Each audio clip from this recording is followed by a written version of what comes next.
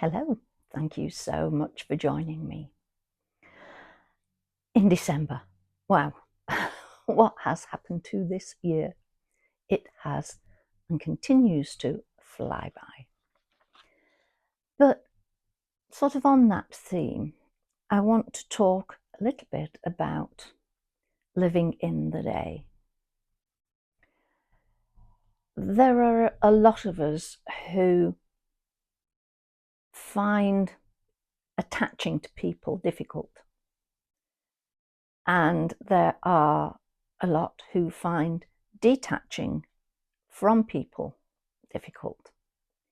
So these people bring their past through with them, with memories of relationships, people that they knew.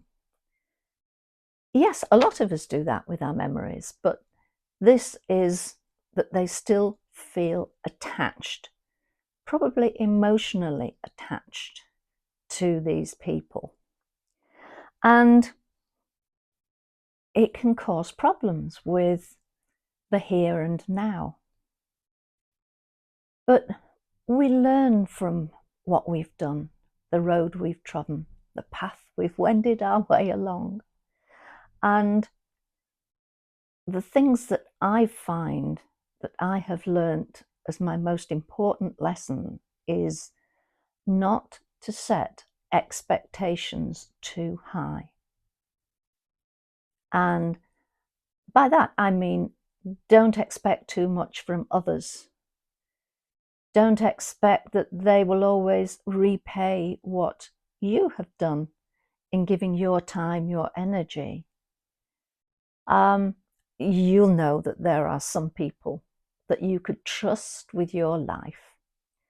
And I know I have my set of friends that I could rely on, and they can rely on me. But by not setting people's expectations too high, then I don't become disappointed when they don't reach what I might have formerly set as my expectation of them. But I do apply it to myself as well. I know I'm not daft. Well, maybe I am, but shh, don't tell anybody that. I'm getting older, as we all are. But we reach a certain point when we have to acknowledge, we have to accept that we cannot do maybe as much as we used to do, certainly not as quickly as we used to do, probably as efficiently, because we will have learnt shortcuts and everything along the way. But I set expectations of myself depending on my day, how it begins. And some days I wake up full of the joys of spring, and yes, I can tackle things. But other days, especially if I've had a bad night, I listen to my body and I set the expectations lower. Do what needs to be done, what has to be done, not what I'd maybe like to be done. I've also learnt that gratitude plays an important role, a huge, huge role. I'm grateful for those friends that I've mentioned. I'm grateful for Mishka, who keeps me company. He's curled up in front of the wood burner, stoically avoiding the fact that I'm talking away here. I'm grateful to have a roof over my head, food in the cupboard, and wood that I've taken many hours of sawing over the year in the wood stores for my wood burner over the winter. So acknowledging those when I think, I could have done better, I should have done better. No, accept the fact that you are older, you did what you could, and be grateful that you could do that. So they tie in very nicely there. And as for the people that we come across, we learn from every single one of them. From some, we learn how to cook, how to use IT, practical things. And I really admire the fact that I learnt to cook by my mother's side as a little toddler, and I did exactly the same for my sons. But there are also other things that we learn from people. We learn that we're not always on a positive learning setting with them.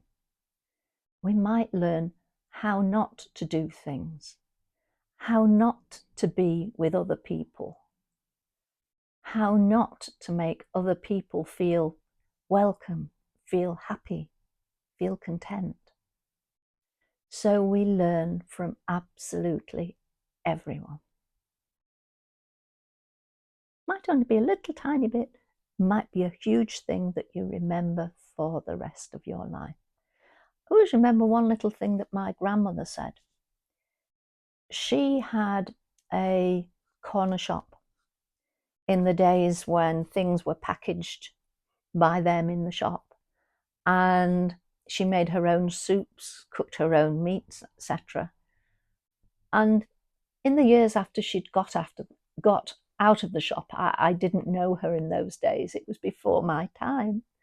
I was standing next to her in the kitchen watching her cook. And she said, always remember to skim that fat off. Now we're talking the post-war years when everybody was saying, you need to get that fat in you. You've got to get every morsel of whatever you can in you. She was ahead of the game there. And I always remember that when I'm skimming off any fat that I've got in my casseroles or anything. So where is all of this leading? One of our wonderful group suggested to me only a few days ago that I should read a poem. And I said, well, I'll check it out. I haven't heard of it. And if I feel it's relevant, then yes, I would be happy to. And I there and then Googled it, read it, and straight away put a PS to my message. I'm going to use it. It's great. And I needed something into which it would tie. And I thought it would tie in with this. So that's why I've got my glasses on. It was written in 1989, which feels like just yesterday for me, by a guy called Jason Lehman, who was 14 years old at the time. So when you think of that, he was, very thoughtful for a 14-year-old, and good for him. And the poem is called Present Tense. It was spring, but it was summer I wanted, the warm days and the great outdoors.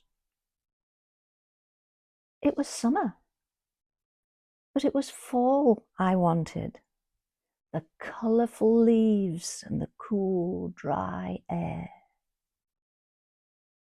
It was autumn, but it was winter I wanted, the beautiful snow and the joy of the holiday season.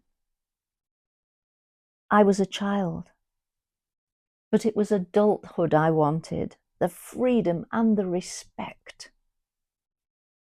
I was 20, but it was 30 I wanted, to be mature and sophisticated. I was middle-aged, but it was 30 I wanted, the youth and the free spirit. I was retired, but it was middle age that I wanted, the presence of mind without limitations. My life was over,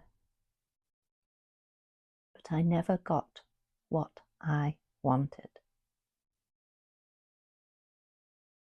my life was over, but I never got what I wanted.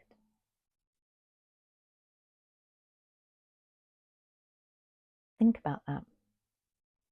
Are you spending all of your time thinking ahead what you're going to do when you've got this, got that, can go here, can go there, got the freedom? Thinking back about, oh gosh, yes, when I was 20 years younger, I didn't used to creak as much as I do now. Be content with the here and now. And that's really very much what mindfulness teaches us, what mindfulness is all about. To be in the here and now. To smell the roses. I just realised I got those beautiful roses there. To smell the roses, to smell the coffee, whatever you choose to smell. But to look at the little things in life, as well as looking at the big picture. The big picture that's here for you today. The little things that happen during your day. Those little things that all add to the who, what, the person, the being that you are. So, with grateful thanks to our lovely member who suggested that, and have a think. Live in the here and now. Live in the here and now. Take care, and I will speak to you soon. Take the very best care of yourself that you can. Here and now. Bye for now. Bye.